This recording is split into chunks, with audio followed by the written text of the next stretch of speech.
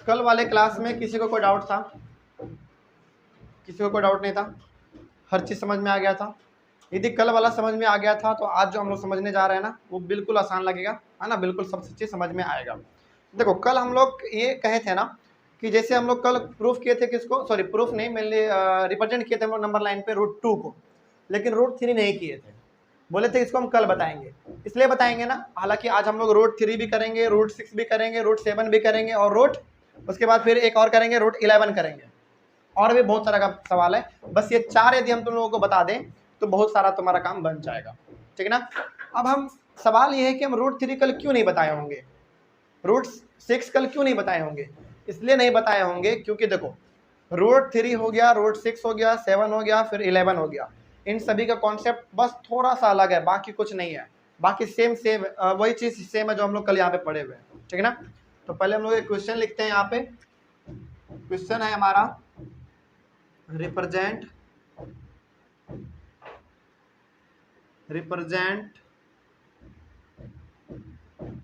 each of the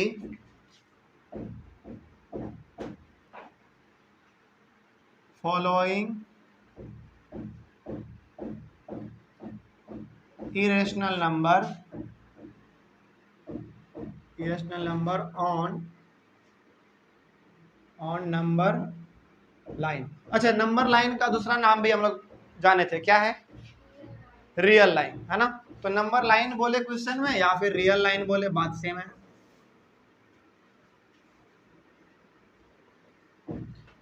सबसे पहला जो क्वेश्चन आपको यहाँ पे दिया जा रहा है वो सबसे पहला क्वेश्चन है √3 को रिप्रेजेंट कीजिए आप, ठीक है ना।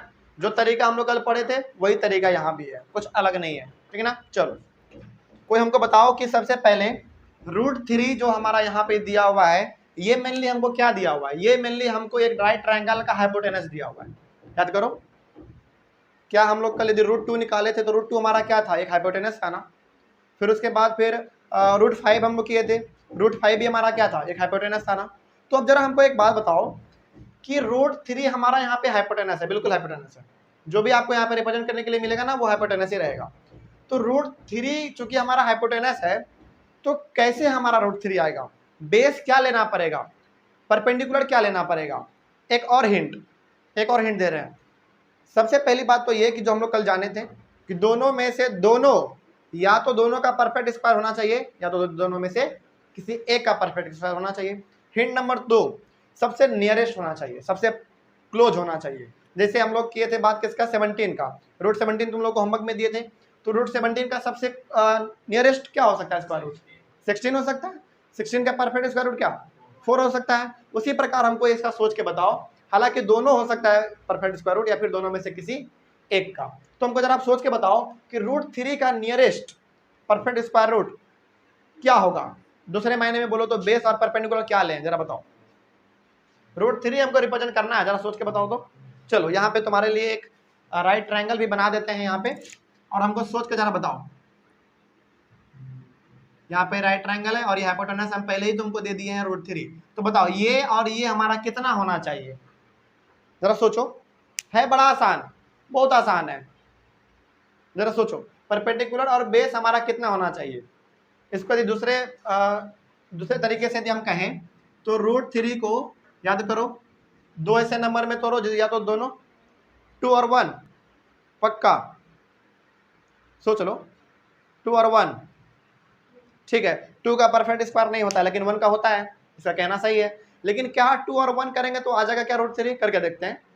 लग रहा है कि आ जाना चाहिए लेकिन करके देखते हैं, कंफ्यूजन है अभी भी, ठीक ना। चलो करके देखते हैं। आशी बोली है 2 और 1, ठीक है। चलो 2 चूंकि बेस मान लो, बेस थोड़ा सा बड़ा होता है, मान लो बेस, किसी को भी मान सकते हो, इसको मानो या फिर इसको भी मानो, जब फॉर्मूला पे लगा हुआ है ना तो सेम आंसर आता है, किसी को भी मान लो। चलो तो मान लो कि 2 हम इसको मान लिए और 1 इसको मान लिए हम, ठीक है ना। चलो तो क्या होता है हमारा h² बराबर p² प्लस b² होता है। तो बताओ यहाँ पे p कितना है? 1 का स्क्वायर प्लस बेस कितना है? 2 का स्क्वायर, तो 1 + 4 और इसका स्क्वायर इधर आ गया तो क्या बन जाएगा? रूट बन जाएगा। ये तो √5 हो गया, √3 कहाँ आया? यानी कि 2 और 1 गलत हो गया हमारा। चलो अब जरा फिर से सोच के बताओ तो क्या हो सकता है यहाँ पे? हम बता देंगे, आराम से बता देंगे, लेकिन थोड़ा सा सोचो, बड़ा नॉर्मल, बहुत इजी है, बहुत इजी है। मतलब आशी जितना बोलिए ना, बस उसी के आसपास है, उसी के आसपास है, ना ऊपर है ना नीचे है, बस उसी के आसपास है। हाँ ये 1 है ना, 1 परफेक्ट स्क्वायर तो है, 2 का नहीं होता है, 1 का होता है ना। या तो दोनों हो या तो दोनों में से किसी एक का हो। जरा सोचो तो कौन सा होगा। यहाँ पे तो मालूम चल गया कि 2 और 1 नहीं हो सकता है। चलो जरा बताओ हमको कि क्या हम लोग यहाँ पे लिख सकते हैं, कोई बताओ। नहीं, पॉइंट में नहीं होगा, पॉइंट में नहीं होगा। 1 और अब हम बताएं, अब हम बताएं। अच्छा बताओ क्या है, बताओ, सोचो सोचो, सोचने के लिए टाइम है, बोलो। किसी के दिमाग में कुछ चल रहा है तो बताओ हमको, उसको फिर हम लोग यहाँ पे बना के सॉल्व करेंगे। क्या वाकई में √3 आता है कि नहीं, मालूम है, सीखा कुछ, सोचो जरा क्या हो सकता है। चलो अब बता देते हैं हम, ठीक ना।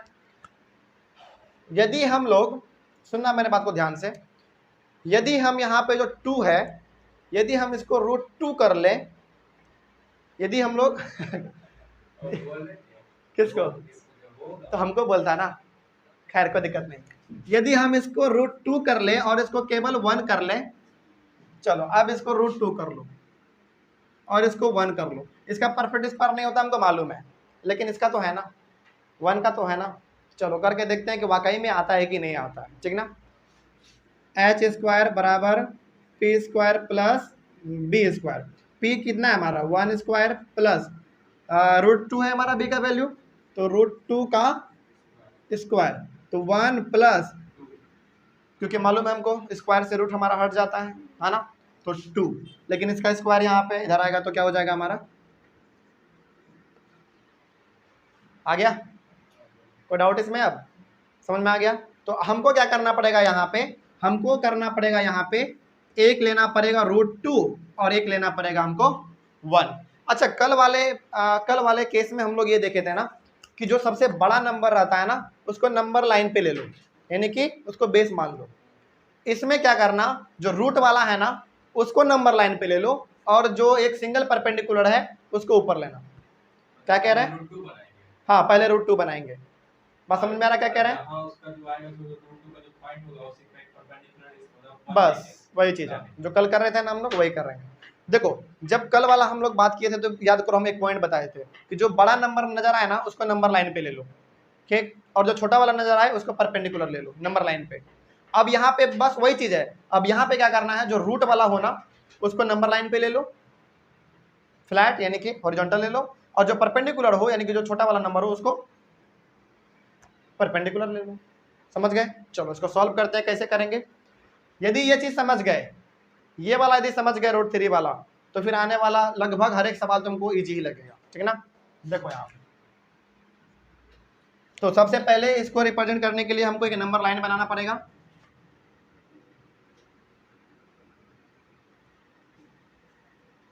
जीरो 1 2 3।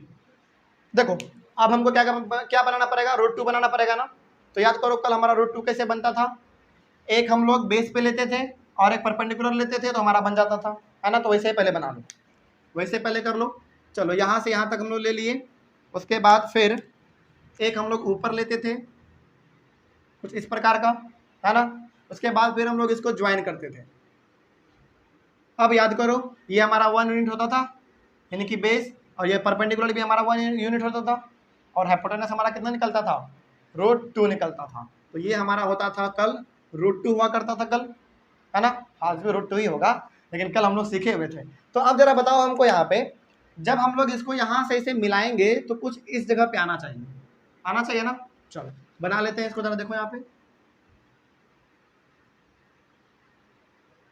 कुछ इस प्रकार का आ गया। तो ये दोनों हमारा क्या हो गया, चलो नेमिंग भी कर लो, A B और फिलहाल ये अभी C, ठीक है ना। तो अब जरा बताओ यहाँ से लेकर जो हमारा AB है उतना ही हमारा AC है ना, बिकॉज बोथ है रेडियस, रेडियस है ना। तो जब ये हमारा √2 आ गया तो ये भी हमारा कितना आ जाएगा, √2 आ गया। कोई डाउट इसमें, अब जल्दी बोलो। चलो तो हमको √3 निकालने के लिए √2 पहले करना था, तो √2 हम लोगों ने कर लिया, हो गया। चलो अब हमको कितना करना है, परपेंडिकुलर 1 करना है, 1 करना है ना। तो हमारा पूरा का पूरा यहाँ पे आ रहा है √2, यहाँ पे आ रहा है। तो इसी पॉइंट से हम क्या करेंगे, एक परपेंडिकुलर खींचेंगे, वो भी कितने यूनिट का, 1 यूनिट का। ये 1 मीटर भी हो सकता है, 1 सेंटीमीटर भी हो सकता है, 1 किलोमीटर भी हो सकता है, बस यूनिट अलग अलग चेंज है, बस रहेगा लेकिन 1 ही। ठीक है, चलो इसके ऊपर हमको एक परपेंडिकुलर खींचना है। ये हमको यहाँ पे एक परपेंडिकुलर खींचना है कुछ इस प्रकार का, देखो 1 यूनिट का। ठीक है, और यहाँ पे जो हम परपेंडिकुलर खींचे हैं 1 यूनिट का, इसको भी हम लोग इस सेंटर से मिलाएंगे।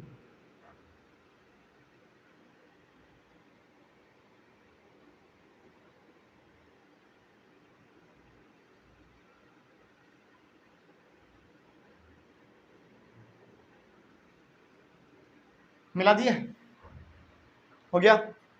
अब जब यहाँ पे हम लोग मिलाए हैं, तो जैसे हम लोग इसका हम लोग यहाँ पे रेड वाला खींचे थे, उसका भी हम लोगों को रेडियस इसे खींचना पड़ेगा ना, खींचना पड़ेगा ना, जल्दी बोलो। चलो, तो जब हम लोग इसका हम लोग इस प्रकार से खींचेंगे ना, अब ये √2 हमारा क्या हो गया है, √3 बन चुका है। बोलो क्यों, बोलो एक बार सवाल पूछो जरा, क्यों? क्योंकि क्या, क्योंकि सुनो अब जरा ध्यान से,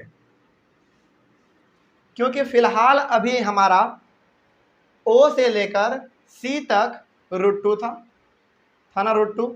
उसके बाद ये हमारा यहाँ से लेकर O से लेकर C तक √2 था, और ये हमारा C से लेकर, चलो इसका भी कुछ नाम दे दो, फॉर एग्जाम्पल D दे दो, और यहाँ से लेकर यहाँ हमारा 1 यूनिट है।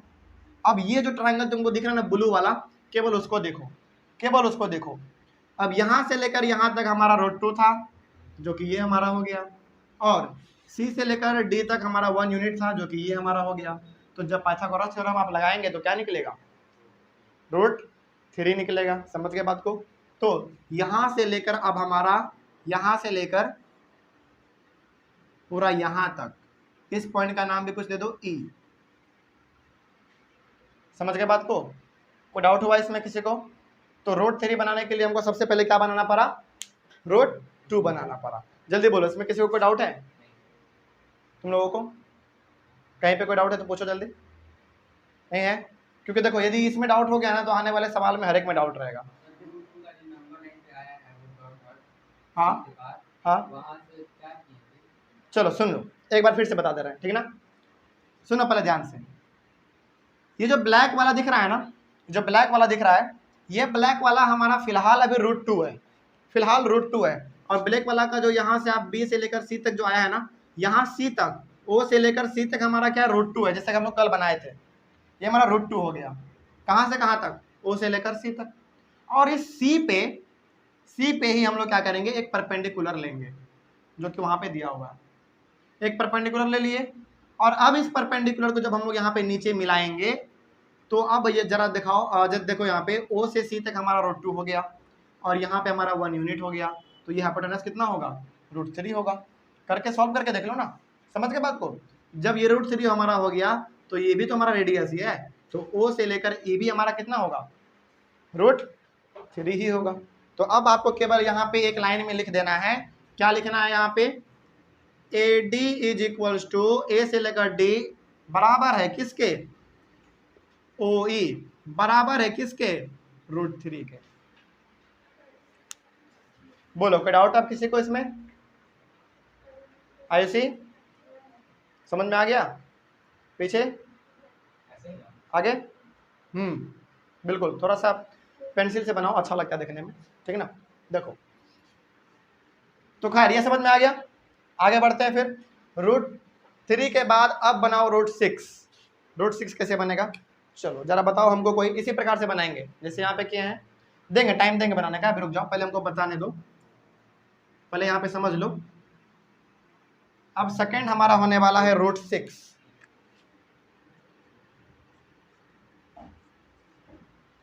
√6 बताओ, √4 और √2 कौन कौन सहमत है, जरा बताओ हमको।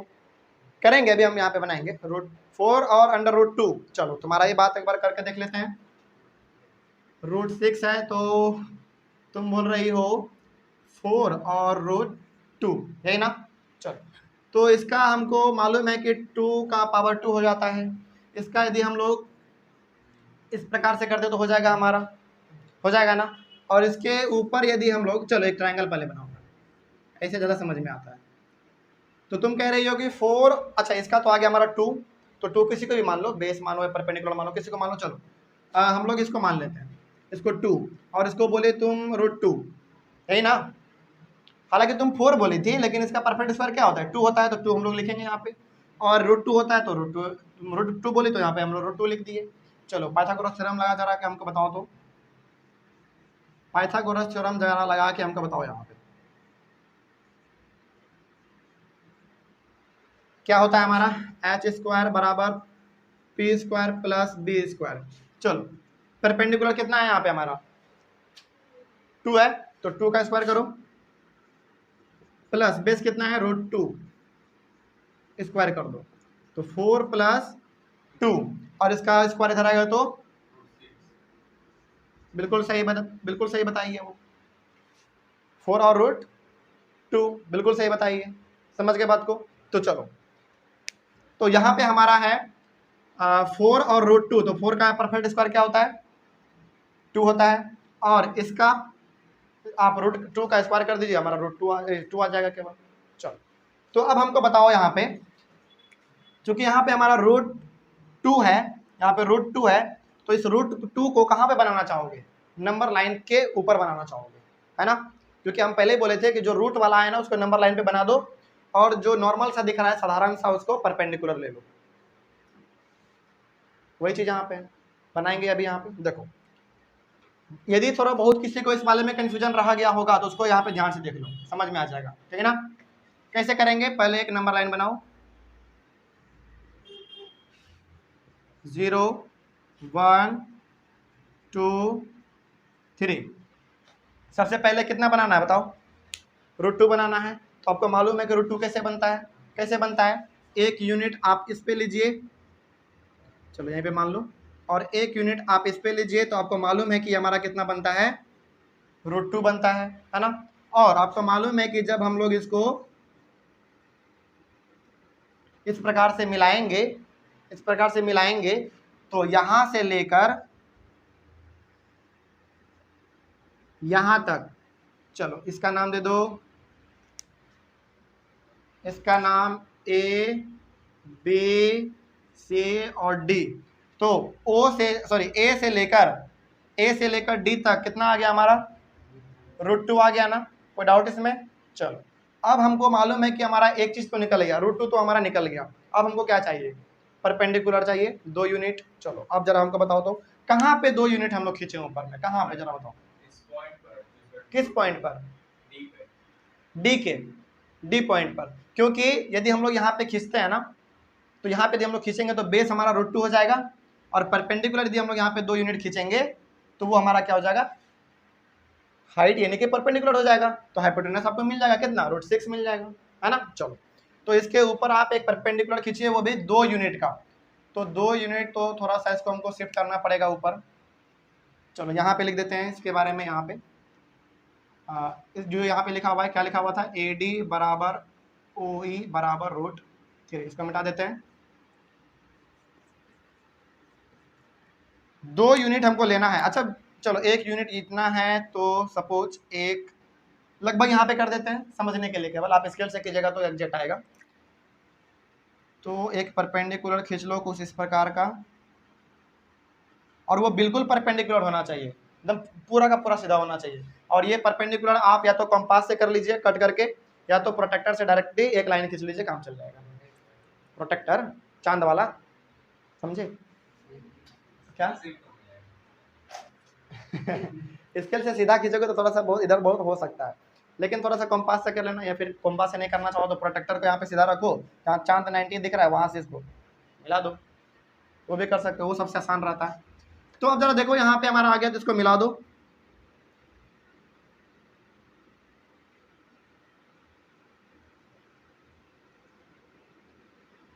मिला दिए। तो अब जरा यहाँ पे ध्यान से सुनना मेरे बात को, ओ से लेकर डी तक हमारा रूट 2 है, रूट 2 है, और ए से लेकर इसका नाम दे दो ई, ए से लेकर ई हमारा कितना होगा, रूट 6 होगा। तो ई से लेकर डी तक कितना होगा, 2 होगा, परपेंडिकुलर 2 है ना, तो 2 माने हुए हैं हम लोग।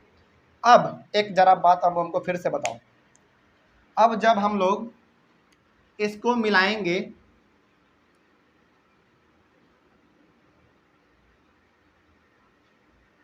इसको मिला दिए तो इसका नाम क्या था, ई था, और जब अब ये हमारा रूट 6 बन चुका है, तो क्या जितना हमारा ए ई है क्या उतना ही हमारा ए एफ होगा, बिकॉज बोथ आर रेडियस।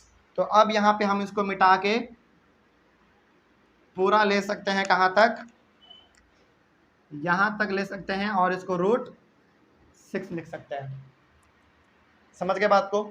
तो अब तुमको मालूम चल रहा होगा कि कल हम इस चीज़ को क्यों नहीं बताए थे, क्योंकि जब तक हम रूट 2 को रूट 3 को साबित नहीं करेंगे तब तक ये वाला नहीं बन पाएगा। समझ गए, कोई डाउट इसमें आप किसी को, रूट 6 वाला भी समझ में आ गया, ये परपेंडिकुलर डी वाला, ये वाला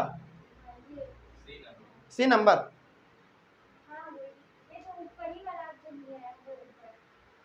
एक मिनट फिर से बोलो, ब्लू फर्स्ट क्वेश्चन में, हाँ हाँ,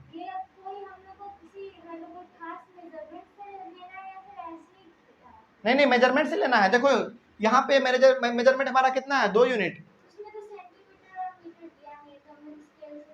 सेंटीमीटर लेंगे, सेंटीमीटर लेंगे, जैसे यहाँ पे 2 है ना, तो 2 सेंटीमीटर लेंगे। हाँ देखो सबसे अच्छा रहता है ना कि सेंटीमीटर ले लो, क्यों उतना दिमाग, क्या सेंटीमीटर, नहीं वो सबसे अच्छा तरीका है।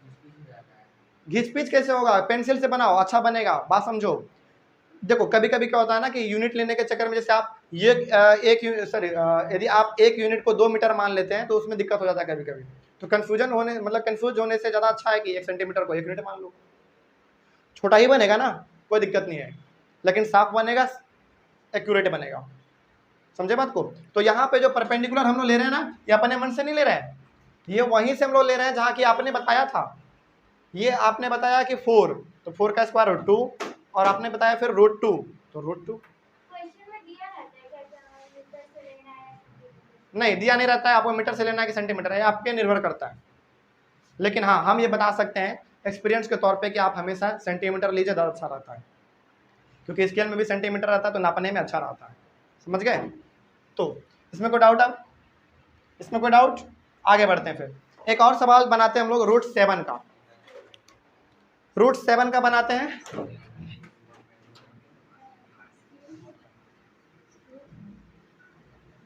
हाँ यहाँ पे एक चीज लिख दो बस, यहाँ पे क्या है, एक चीज लिख दो, ए से लेकर ई तक, ए ई बराबर है हमारा कितना, ए एफ के, और ये बराबर है हमारा रूट 6 के, लिख दिए। चलो रूट 7 थर्ड क्वेश्चन है आप लोगों के लिए, रूट 7 बताओ। रूट 7 हमारा यहाँ पे हाइपोटेन्यूस है, तो आप बेस क्या लेंगे और परपेंडिकुलर क्या लेंगे, जल्दी बताओ कोई हमको। 7 के लिए क्या क्या ले सकते हैं हम लोग, नियरेस्ट, 7 के लिए नियरेस्ट हम लोग क्या क्या दो नंबर ले सकते हैं, जरा बताओ हमको। 7 के लिए हम कह रहे हैं कि एक राइट ट्रायंगल है जिसका हाइपोटेन्यूस कितना है, रूट 7 है, तो बेस क्या होगा, परपेंडिकुलर क्या होगा, जरा बताओ हमको। 2 का स्क्वायर प्लस रूट 3 का स्क्वायर, करके देख लेते हैं। 2 का स्क्वायर बोल रहा है वो, यानी कि 4 और रूट 3 बोलना चाह रहा है वो, 4 और रूट 3 बोलना चाह रहा है, करके देखते हैं जरा, है ना। चलो क्या बोल रहे हो, 4 और रूट 3, ठीक है। देखो यहाँ पे 7 को ये 2 अलग अलग भाग में बांटना चाह रहा है, 4 और रूट 3, तो इसका मालूम है कि हमको इसका होता है 2 का पावर होता है, मतलब 2 का स्क्वायर होता है, और यदि आप इसका करेंगे रूट 3 का करेंगे तो आप इस प्रकार से करेंगे, इसका कोई फर्क नहीं पड़ेगा, कोई फर्क नहीं पड़ेगा, है ना। चलो तो हम यहाँ पे चलो रूट 3 वाला है, तो चूंकि हम लोग रूट वाला हमेशा बेस मानते हैं तो उसको ही मान लो, है ना। इसको रूट 3 मान लो और इसको 2 मान लो, करके देखते हैं। एच स्क्वायर बराबर P square plus B square, P कितना है 2 का स्क्वायर प्लस बेस कितना है रूट 3 का स्क्वायर, तो 4 प्लस 3 और इसका स्क्वायर इधर आएगा, तो बिल्कुल सही कह रहा था वो। समझ गए बात को, कोई डाउट इसमें? अच्छा ये कैसे पता किया होगा जरा बताओ तो हमको। सबसे पहले ये दिमाग में लाया होगा कि दोनों में से या तो दोनों का परफेक्ट स्क्वायर हो या तो दोनों में से किसी एक का हो, पहला ये सोचा होगा ये। नहीं, पहला, हालांकि पहला चीज को तुम दूसरे बार सोचे होगे, लेकिन इसी प्रकार से आया होगा, है ना। और दूसरा ये सोचा होगा कि, हाँ दूसरा ये सोचा होगा कि दोनों में से, पहला क्या था, पहला ये था कि ये सोचा होगा कि दोनों में से किसी, दोनों का हो जाए या फिर दोनों में से किसी एक का हो जाए परफेक्ट स्क्वायर, है ना, यही सोचा होगा। अच्छा दूसरा क्या बोलने वाले थे, भुला दिया पूरा एकदम।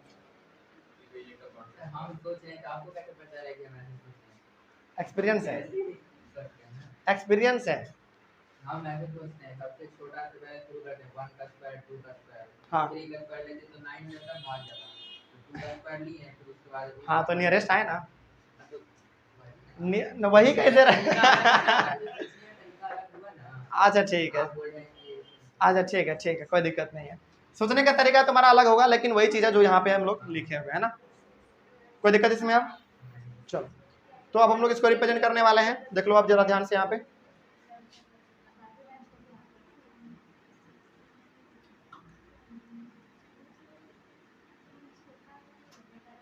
अब यहाँ पे हमको सबसे पहले नंबर लाइन पे रिप्रेजेंट करना पड़ेगा रूट 3 को, यानी कि रूट 3 रिप्रेजेंट करने का मतलब क्या हो गया, इन सारे को रिप्रेजेंट करना। देख लो यहाँ पे ध्यान से, रूट 3 को रिप्रेजेंट करने का मतलब क्या हो गया, पहले इतने सारे को रिप्रेजेंट करो। सर तो उनका लिखना भी पड़ेगा रूट 2 का हाइपोटेनस का? नहीं उतना नहीं लिखना पड़ता है, जो आप यहाँ पे देख लिया ना वही चीज़ को आप नंबर लाइन पे रिप्रेजेंट कर दीजिए।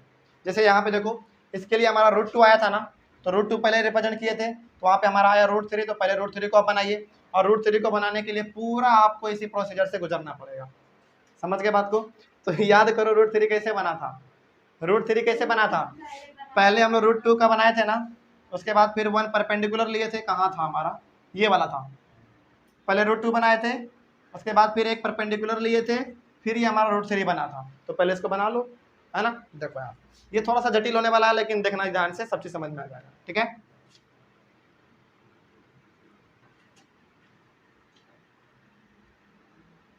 जीरो 1 2 3, तो सबसे पहले हमको रूट 3 बनाना है, तो रूट 3 बनाने के लिए सबसे पहले हमको रूट 2 बनाना पड़ेगा, और आपको मालूम है कि रूट 2 कैसे बनता है, कैसे बनता है रूट 2, एक यूनिट यहाँ पे लीजिए और एक यूनिट यहाँ ऊपर में लीजिए, और इन दोनों को मैच कर दीजिए, कितना बन गया ये हमारा रूट 2 बन गया। और जब इसको मिलाओगे इस प्रकार से,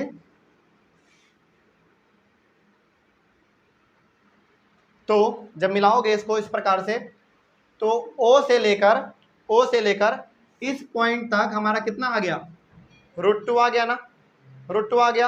अब हमको निकालना है रूट 3, तो जरा देखो तो क्या हम लोग यहाँ पे एक परपेंडिकुलर खींचे हुए हैं 1 यूनिट का, रूट 3 जैसे बनाए थे ना, पहले उसको वहाँ पे बना दो एकदम नॉर्मल, तो रूट 2 बन गया। उसके बाद फिर हम लोग एक परपेंडिकुलर लिए थे, चलो जरा देखो यहाँ पे, परपेंडिकुलर मान लो ये वाला था हमारा इस पॉइंट पे,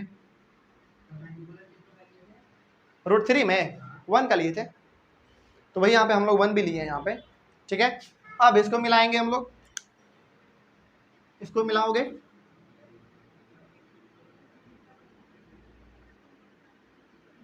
मिला दिए रूट 3 को, सॉरी यहाँ पे मिलाने के बाद जब आप इसको इस प्रकार से करेंगे,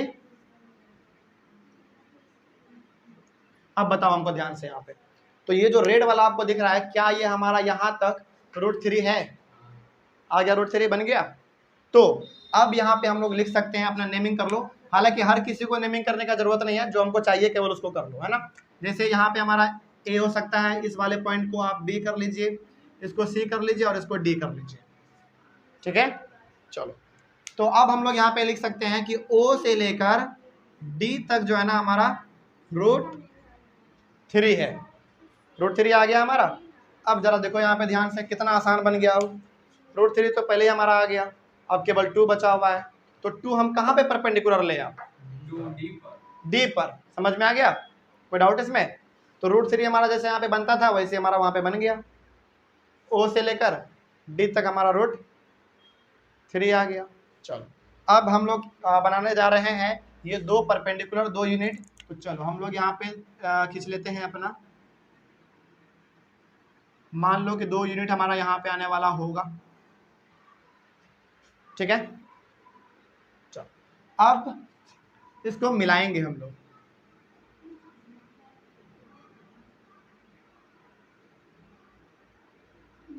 थोड़ा सा टेढ़ा हो गया, लेकिन ये आप स्केल से करेंगे तो सीधा बन जाएगा, है ना।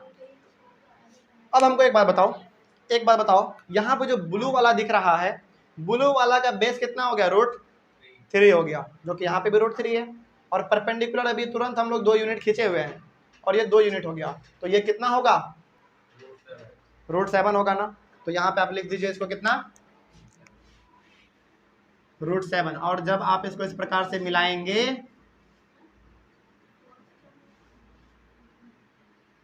तो ये टोटल कितना हो जाएगा?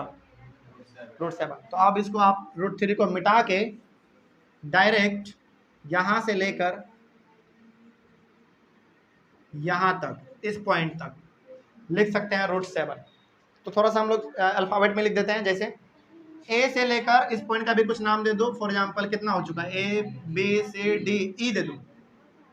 तो ए ई बराबर है किसके? यहाँ पे ए एफ दे दो इसका नाम, इक्वल्स टू √7। बन गया? कोई दिक्कत? समझ में आ गया?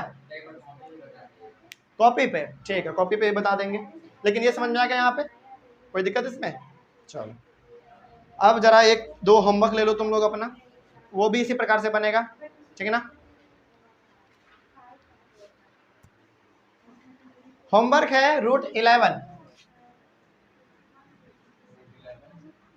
बस केवल एक होमवर्क। √11 को आप नंबर लाइन पे रिप्रेजेंट करके लाएंगे। चलो थोड़ा सा हिंट भी तुम लोगों को दे देते हैं। √11 का क्या क्या हो सकता है बताओ?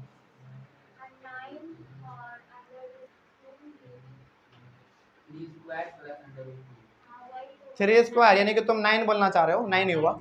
9 और 9 और √2, 9 10 11, वेरी गुड, बन गया 9 और √2। तो 9 का परफेक्ट स्क्वायर 3 और √2 का हो गया हमारा, √2 का स्क्वायर कर दो, है ना। तो आप बेस किसको मान लेंगे? यानी कि नंबर लाइन पे √2 को मान लेंगे और परपेंडिकुलर किसको मान लेंगे? 3 को मान लेंगे। हो जाएगा ना। चलो ये आपका होमवर्क है। अब बताओ हमको क्या, अब एक बात सुनो पहले, जो सबसे ज़्यादा नंबर लाइन पे रिप्रेजेंट करने में जो तकलीफ होता है, वो जो हम लोग कल पढ़े थे कुछ वो वाला होता है, वो तो बड़ा आसान था, वो तो आराम से हो जाएगा। इस प्रकार का अब कहीं पे भी कोई डाउट होगा किसी को? नहीं होगा ना। देखो यदि तुमसे √3 पूछे तो √3 को पहले 2 अलग अलग भाग में उसको तोड़ दो, है ना, और उसमें से सबसे नियरेस्ट आएगा √2। तो √3 को बनाने के लिए √2 पहले बनाना पड़ेगा, समझ गए बात को। और यदि पूछ दे तुमसे √7, तो √7 को बनाने के लिए सबसे पहले हाँ, √7 को बनाने के लिए सबसे पहले तुमको √3 बनाना पड़ेगा। 3 था क्या √2 था? सॉरी √2 था ना, तो √2 बनाना पड़ेगा। समझ रहे हो बात को? तो ये आना चाहिए। हो जाएगा अब? कोई डाउट? लेकिन एक और प्रकार का नंबर लाइन पे जो रिप्रेजेंट करने के लिए पूछता है, वो पूछता है √4.6, 4.7, इस प्रकार का। हालांकि एनसीईआरटी में तो नहीं है, RS अग्रवाल में इस प्रकार का है, तो हम लोग जान लेते हैं। जैसे कैसा है देखो यहाँ पे, √4.6, यदि √4 रहता तब तो बड़ा इजी होता, बना देते हम लोग, इसका वैल्यू 2 आता है, 2 आराम से कर देते। लेकिन यहाँ पे 0.6 भी दे दिया, यही चीज गलती कर दिया, इसी को सीख लेते हैं हम लोग। हाँ 4.7, 4.6 जो भी बोले वो हम लोग बनाएंगे अभी। चलो इस प्रकार का सवाल भी अभी हम लोग सीख लेंगे। अब बताओ पहले, इसमें कहीं पे कोई दिक्कत किसी को? बन जाएगा अब कभी भी, हो जाएगा। चलो इसके बाद हम लोग कुछ और नंबर सीख लेते हैं। चलिए थैंक यू।